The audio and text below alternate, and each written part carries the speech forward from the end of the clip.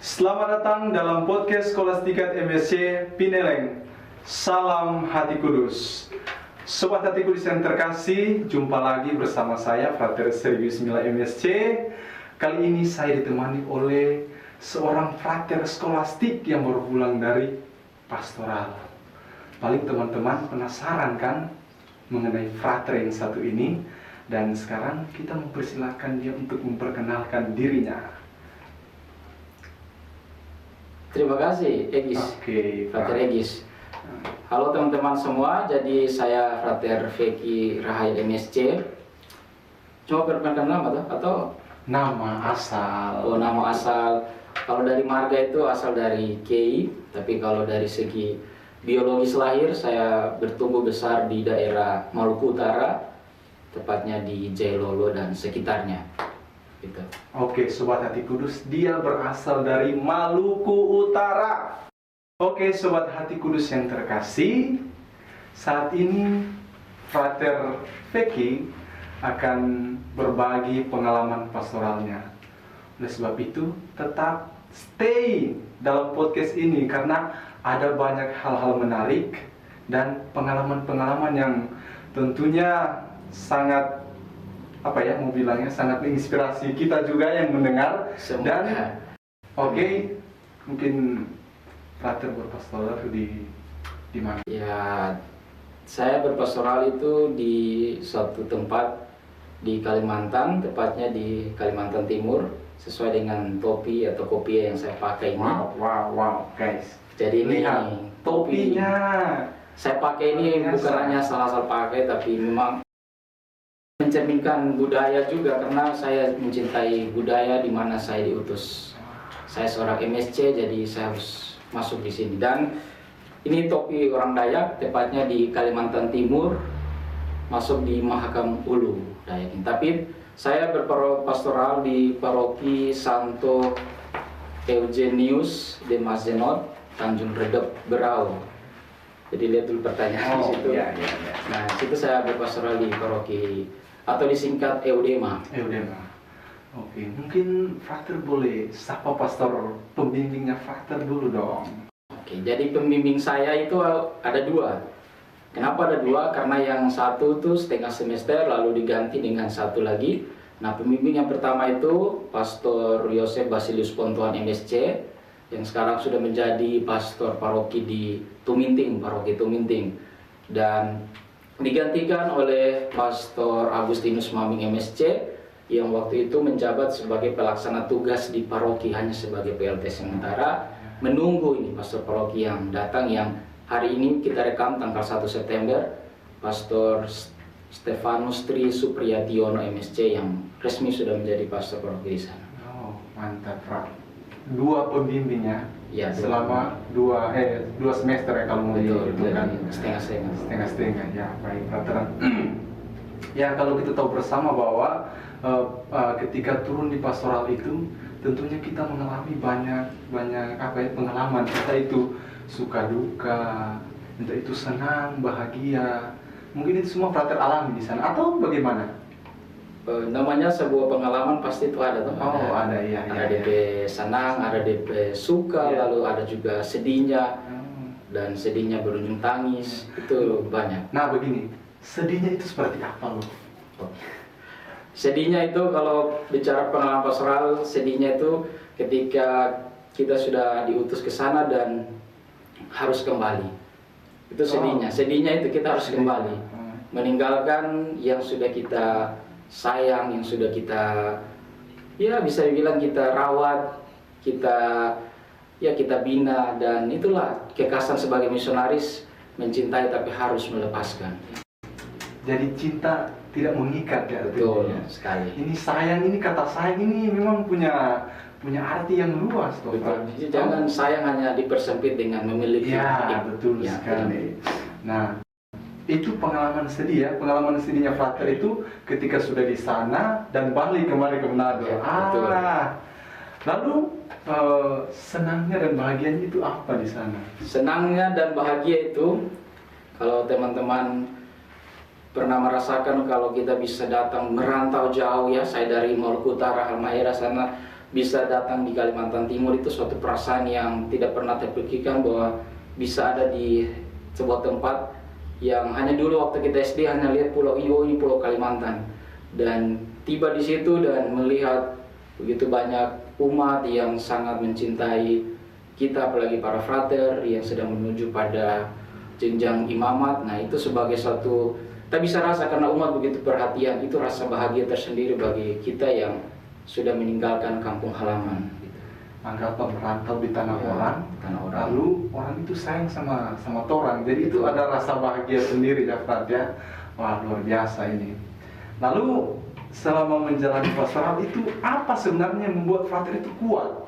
Ya, walaupun ada banyak, saya tahu juga manusia itu selalu diperhadapkan dengan berbagai persoalan, tuh bahkan bikin stres lagi Frat.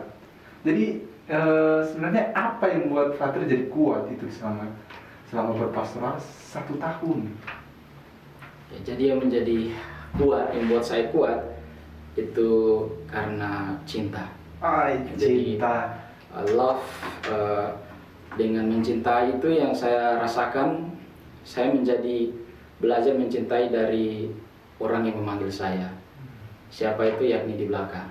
Oh, iya betul. Orang ini. Orang di belakang. Karena Luar di biasa. paroki saya itu ada 30 stasi. Banyak banget. Lebih dari 30 stasi, dan saya harus turne dengan motor semua stasi di kampung-kampung, dan di sana itu mau tidak mau kadang kalau kita ajak teman atau ajak ini, itu orang sibuk kerja juga ya, dan terpaksa, ya bukan terpaksa sih kata yang kurang tepat, tapi akhirnya membuat kita harus turun sendiri untuk ke kampung-kampung. Dan di sana itu saya pernah ditanya itu sama ya umat, frater dengan apa datang, dan saya bercanda loh, saya bilang, oh saya dengan Tuhan Yesus. Kalau saya dengan motor sendiri ini, akhirnya ditanya, frater jalan dengan siapa ke sini? Saya bilang, saya jalan dengan Tuhan Yesus. Dan ya walaupun terkesan tanda kutip itu bercanda, tapi di sana sebuah pengalaman rohani yang bagi saya, ya karena kalau kamu tahu bahwa jarak dari satu stasi ke stasi lain itu memakan waktu 1 jam lebih, dan itu akhirnya membuat kita harus, ya bilang Yesus harus menemani kita dalam perjalanan, menemani saya. Dan saya di situ akhirnya punya satu pengalaman tersendiri bagaimana Yesus itu menuntun perjalanan saya. Dan pernah satu kali ketika saya mau habis bensin, sedangkan jarak itu masih jauh ya? Masih jauh lah, itu masih jauh satu tempat, ya kalau umat di Berau kenal itu namanya wilayah pelayanan Merapun. Nah itu saya masih di Kelai, itu satu kampung di sana, dan bensin saya tuh saya perkirakan mau jalan dari Kelai ke Merapun itu pakai motor Honda Vario 125, itu sisa 2 batang. Sedangkan jarak tempuh itu kurang lebih masih ada sekitar 50-an kilo lebih. Wah, gila ini. Dan di tengah-tengah jalan hutan, tidak ada sinyal, dan itu bensin motor itu sudah kedip-kedip.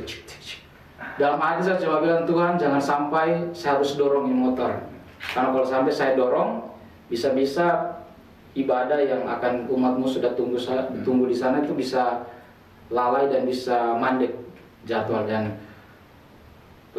saya tidak tahu ada mujizat apa, tapi ketika itu saya ada satu pondok, dan pondok itu akhirnya saya tanya saja di rumah itu, saya tanya, Om ada jual bensin? Walaupun tampak tidak ada bensin, tidak ada, tapi Om bilang, oh ada, dia jual, tapi dia simpan. Dan saya bilang, oh, puji Tuhan, saya langsung ambil 3 galon, 3 liter maksudnya, dan langsung taruh di motor full, memang langsung full. Ya, dan walaupun agak mahal, tapi disitulah saya rasa ternyata Tuhan masih menjaga perjalanan saya supaya bisa tiba di wilayah pelayan itu dengan baik dan selamat. Wah, luar biasa sekali Pak. Mujizatnya sungguh nyata ya, apa yang setelah lewati baru kita lihat sebuah mujizat. Ya, betul sekali. Awalnya kita menganggap hanya biasa-biasa saja ya. Mungkin ketika kita merefleksi kembali, kita bermenung akan pengalaman yang sudah kita lewati, lalu akhirnya kita menemukan bahwa ada satu anugerah dan mujizat dari Dia yang mengutus kita. Oke, Frat. Jadi saya lepas topi. Kalau topi di situ supaya. Oke. Jadi begini, Frat. Frater kan sudah berpastoral selama 1 tahun, lalu kembali ke skolastika, dan mengalami situasi sebagai frater di komunitas Biara Hati Kudus Skolastika MSC Pineleng. Nah, frater waktu setahun berpastoral, frater sudah menemukan banyak hal. Lalu apa yang frater bawa ke Biara Skolastika MSC Pineleng? Pertanyaan menarik, dan kalau ditanya apa yang saya bawa dari tempat pastoral dan bisa sampai di sini, ya tentu ada sumbangan-sumbangan yang diberikan untuk pembinaan. Ya itu memang suatu, ya bisa dibilang dari paroki untuk membantu kelangsungan pembinaan. Karena disinilah dapur MSC dibina dan dididik sehingga kita bisa keluar. Dan yang saya bawa tentu adalah sebuah semangat yang spirit baru, dan ini menjadi semacam motivasi baru untuk saya, sehingga motivasi yang lama yang sebelum saya bisa tiba berpastoral dan akhirnya saya sudah punya motivasi bahwa ya sudah, saya merasa tidak cocok lagi di jalan panggilan ini, merasa tidak ini, dan setelah berpastoral diberikan kesempatan dan puji Tuhan saya kembali ke sini dengan harapan dan doa dari banyak orang. Saya selalu katakan kepada umat, doa dari 30 stasi dan kurang lebih 12 lingkungan di pusat paroki dengan total kurang lebih 2.000 kakak, umat paroki 2.000 kakak dengan kurang lebih hampir 10.000 jiwa. Kalau kalian semua mendoakan panggilan-panggilan, terlebih kalau kalian mendoakan saya juga, dan saya rasa dan saya yakin Tuhan tidak akan tuli, Tuhan tidak akan lupa, dan Tuhan tidak akan melupakan doa dari beribu, apalagi umat-umat beriman yang mendoakan. Dan itu doa dan harapan itu saya bawa, sehingga ketika saya di sini saya juga akhirnya mendoakan mereka juga. Dan ya, saya selalu berharap semoga apa yang didoakan itu saya aminkan lewat cara hidup saya di komunitas ini. Dan kalau Tuhan Yesus sayang, Dia yang memanggil, saya bisa ditabiskan 2026. Amin. Oke. Sobat Hati Kudus yang terkasih, begitulah pengalaman dari Frater Feki Rahail. Jadi menjalani panggilan itu bukan hanya bangun tidur berdoa, pergi ke kampus, balik lagi makan. Kita itu mengalami banyak hal, bahkan banyak pergumulan ya. Tapi Frater Feki ini pribadi yang luar biasa karena bisa berharap kepada Tuhan, dan Tuhan pun selalu menuntun Frater Feki karena panggilan yang ia hidup ini memang tulus dari hati ya, Frat, dari hati. Dari hati, dari tubuh, dari jiwa, pikiran semua. Menjiwai Kristus intinya, ya. Lalu ini Frater Feki, salah satu frater di Skolastika yang mempunyai akun TikTok. Apa nama akun TikToknya Frater? Namanya Liklak Project. Liklak Project. Sobat Hati Kudus yang terkasih, jangan lupa follow TikTok dari Frater Feki Rahail. Follow, share, dan banting. Oke, ya. Jadi sampai di sini saja pertemuan kita dengan Frater Feki. Semua pulang ini. Terima kasih banyak atas ya sharing bersama dengan kami. Saya lupa tadi memperkenalkan topi, tapi lupa memperkenalkan. Oh, selempang. Selempang atau selendang ini saya tidak tahu dari orang Manggarai atau Maumere atau, tapi ini dari orang Timur. Sebutan dapat di Kalimantan. Oh ya. Sebutan untuk orang Flores, yakni orang Timur. Oke, hanya itu. Sudahnya. Oke.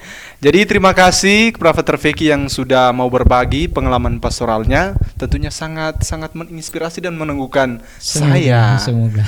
Bahkan para Sobat Hati Kudus yang terkasih. Nah, Sobat Hati Kudus yang terkasih, jangan lupa ya, nonton terus dan ikuti terus podcast Skolastika MSC Pineleng, agar kalian juga mendapatkan inspirasi dan peneguhan-peneguhan dari pengalaman hidup para frater Skolastika MSC. Salam dan ametur.